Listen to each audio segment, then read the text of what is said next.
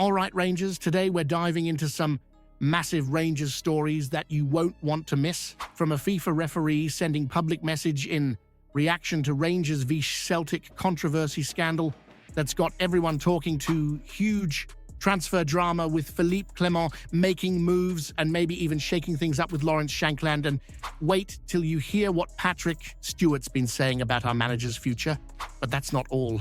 Everton might just be coming for one of our key players with a sneaky little plan.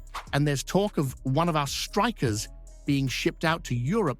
Oh, and we've got a Premier League wonder kid in our sights, but could we lose him to Celtic? Stick around, because you won't want to miss a single bit of this roller coaster. Let's get into it. Well, here we go again, eh? Willie Collins apparently not messing about after the latest shambles involving Rangers and Celtic in the Premier Sports Cup final. According to that report, Alan Muir and Frank O'Connor have been benched for the weekend. Not surprising, really, since they somehow managed to miss a penalty decision so blatant it could have been seen from the back row at Hampton. Václav Cerny got absolutely clattered by Liam Scales in extra time, right inside the box, and still nothing. John Beaton, who must have been daydreaming about halftime pies, missed it altogether. But the VAR lot, they're meant to be the safety net, aren't they? Instead, they stood there scratching their heads while the game went on. Now, Collins stepping in to clean up the mess. He's giving the officials a timeout to think about what they've done, maybe even scribble "check the monitor" on the back of their VAR manual. Fair play to him, though. He's made it clear he's not having any more of this nonsense. And let's be honest, if SFA refereeing doesn't sort itself out soon, we might as well replace VAR with a magic 8-ball for all the good it's doing.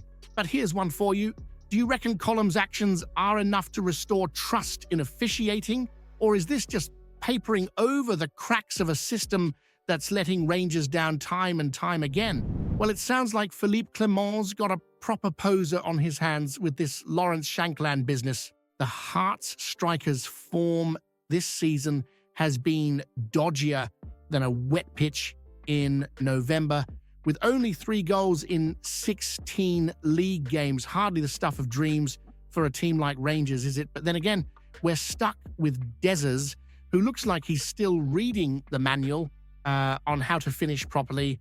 Sure, Václav Cerny's been decent, but let's be real. If Dezers keeps fluffing his lines, we're going to need someone who can step in and start burying chances. Shankland's got experience at this level, and when he's on form, he knows how to put the ball in the back of the net.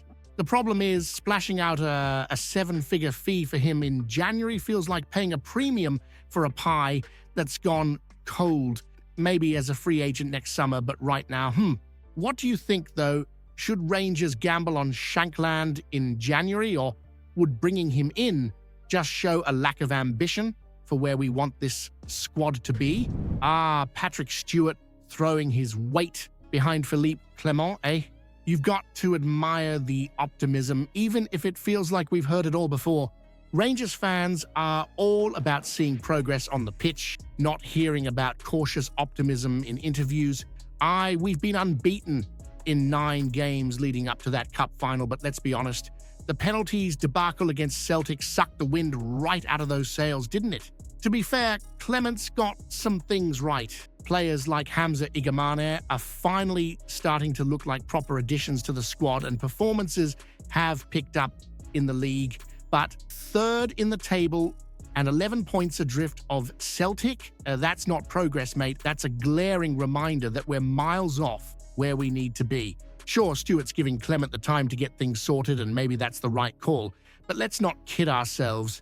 Rangers can't afford to sit around building for the future while the other lot run away with titles. It's nice to go toe-to-toe with Spurs in a friendly, but it's the domestic trophies and closing that gap in the league that matter. That's where the real judgment lies. Here's one to stir the pot for you.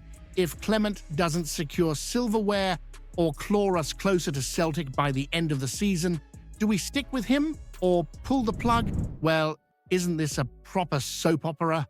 Everton sniffing around Hamza Igamane like a dog after a steak dinner, and now Nathan Patterson's name gets thrown into the mix. It's got all the makings of one of those January sagas that drags on longer than a night out at the Loudon.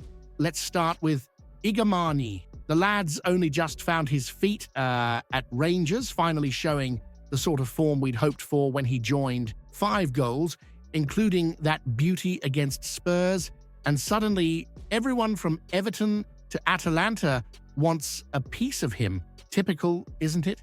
A player starts to shine, and a half of Europe comes calling. Now, Everton think they've got a bargaining chip in Nathan Patterson. The idea of him returning to Rangers on loan is romantic and all, but let's not forget he left as the bright future of our right flank and hasn't exactly set the world alight down south. Do we really want to swap a player like Igamane, who's on the rise, for Patterson, who's coming back for game time because he can't get ahead of a pair of pensioners at Everton? It feels like we're being offered a discount voucher for our best striker. And here's the kicker. Everton think they're doing us a favor. If they want Igamane, it's time to show us the color of their money. None of this sweetener chat with Patterson. Rangers can't afford to sell off key players in January for anything less than top dollar, or worse, bundle him off for a short-term stopgap at right back. Here's one to stir the pot. Should Rangers even consider letting Igamane go now, or is selling our best young talent mid-season just another step backward for a club that needs to rebuild, not reload? Our serial désert, the curious case of a striker who cost a hefty £4.5 million, yet seems more likely to hit Rosie than the back of the net. It's hard to believe we're even having this conversation about him staying or going after such a frustrating run. But here we are with Saint Etienne sniffing around, likely thinking they can work some kind of miracle on a player who's been as reliable as a wet goal net in a windstorm. Let's face it, Dezers hasn't delivered what Rangers need up front, missing big chances left, right, and center, 18 more than anyone else last season in the league. That's the sort of stat that keeps managers awake at night, and when you can't even trust your number 9 to take a penalty in a cup final shootout, it's clear something's not right. Whether it's confidence pressure or just not having the quality, he's not the striker to lead the line for Rangers. Now, Saint Etienne reckon they could bring him in to help save their season in League One. Fair play to them for the optimism, but you've got to wonder if we're getting close to the last train out of Glasgow for Dezers. If there's a fee involved, and it had better be close to what we paid, Rangers would be daft not to at least consider it. The sticking point, though, is replacements. Danilo's got the injury record of a man held together with duct tape, and with Igamane already attracting Premier League suitors, we can't afford to let Dezers go without someone lined up. Here's one to get the chat buzzing. Should Rangers bite the bullet and sell Dezers in January, or is cashing in without a ready-made replacement just asking for another disaster up front? The idea of Evan Ferguson rocking up at Rangers. Now, that's a tasty prospect. The lad's got talent written all over him, and Brighton letting him out on loan is like finding a diamond on a rainy day in Glasgow. Rare, but worth chasing. The trick, of course, is convincing both him and Brighton that a stint at Rangers is the perfect next step for his career. And let's be clear, it absolutely is. This isn't just about giving him a chance to stretch his legs, it's about putting him in the thick of it. European football, competing for trophies, and a chance to be a proper first-team regular. Compare that to scrapping for minutes at Fulham or West Ham, or worse, heading to Celtic for a cameo at Rangers. He'd get the platform to showcase his talent, and we'd finally get someone who can finish off those big chances that keep going begging with Dezers. Ferguson's numbers speak for themselves. 13 goals from 10 expected goals over the last 3 Premier League campaigns. That's the kind of finishing we're crying out for. It's like bringing in someone who's allergic to wasting chances, exactly what we've needed, as Dezers continues to fumble opportunities like a man juggling water balloons. And here's the beauty of it. Ferguson's arrival could finally pave the way for Dez's exit. We've got Igamane and Danilo, but adding Ferguson to the mix would give us a proper, reliable strike force.